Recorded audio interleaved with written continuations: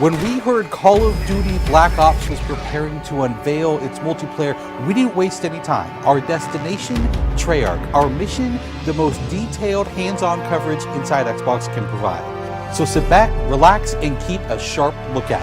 Every feature you hear about in this preview has never before been done in a Call of Duty game.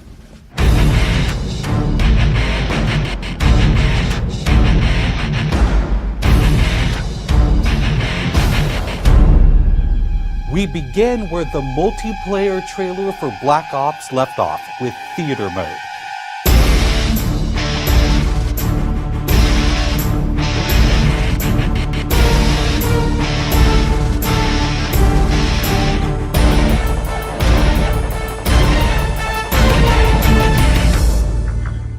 Dan Bunting explains.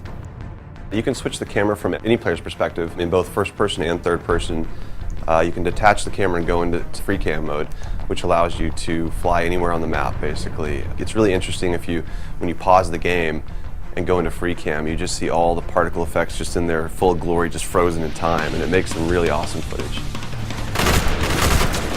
We really want to give players the tools to be creative, make their own machinima, make their own highlight reels. Maybe they're really competitive clans that want to just capture the films from their matches and then go back and analyze what the other team did or whatever. Also brand new to Call of Duty is Black Ops' new currency system. We put the currency system into Black Ops multiplayer principally because we felt like it'd be a very interesting way to engage with all the unlocks that you've been getting. So one of the things that's really fun about currency is instead of being specifically told at a specific level what you're going to get, we're unlocking features by level, but then once the feature is unlocked, you can purchase any component of that feature with the currency directly. Of course, when you got a little currency jingling in your virtual pockets, nothing feels better than putting it on the line against your fellow players. Say hello, everyone, to wager matches. When we were developing the wager match game modes, we went through a whole bunch of ideas to find the 4 that we were going to use to ship inside the game. And really, if it wasn't people screaming in joy and frustration when they were sitting around the office playing, it wasn't good enough to be a wager match. Wager matches are all free-for-all modes, and they exist separately from the standard playlist.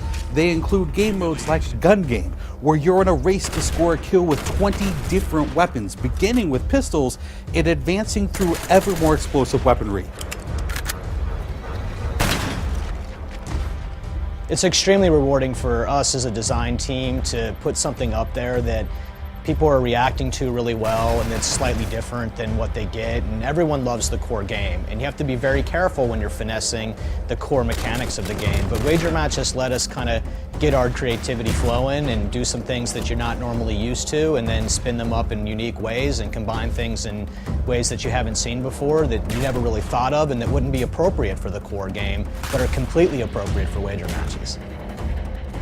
While the classic Call of Duty challenge system is still very much in place, Black Ops is also adding a new feature called contracts.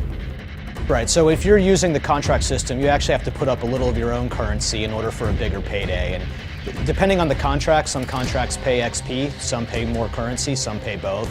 But they're all time limited, and it's game time limited, so you have to go to work to accomplish that contract within the time period in order to get paid.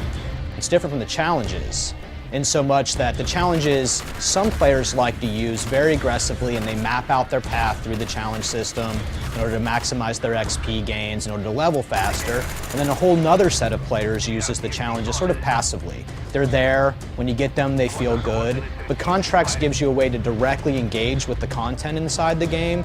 It says, hey, I'm an SMG guy, I want SMG based contracts, I'm going to chase my contracts and I'm going to get paid. And that's fun. Another focus for Black Ops is player customization, including things like unlockable face paint, unique perk-specific character models, and a whole lot of weapon customization. We've been we stole the line from Full Metal Jacket, this is my weapon, this is my gun, and we're chanting that around the office as sort of our mantra for this feature. Originally it started with one of our designers he just made kind of an offhand comment one day where he said, you know, I really have a certain attachment to the weapon that's my favorite. I want to make that weapon mine, and that was all it took. So from there it was just, what are the things that are cool? It's like, put your clan tag on your gun, of course. And we've got, the emblem editor by itself is an element of creativity for players. And then the reticles, of course, so why not give people the option to select what kind of red dot they have. Maybe they don't like a dot, maybe they like a circle, maybe they like a triangle, maybe they like a standard crosshair, maybe they just want a line. And then there is combat training, which allows you to get comfortable with the trappings of multiplayer by competing in matches against AI-controlled opponents. You know, it's our hope that combat training can convert people who are largely single-player gamers who might have, dabbled around in multiplayer but never made that leap to playing online, and give them kind of this experience where they can get familiar with the mechanics and features and systems that multiplayer has, but they can do so at their own pace, they can do so without someone screaming in their ear what a noob they are, and practice up and then join the competitive fold.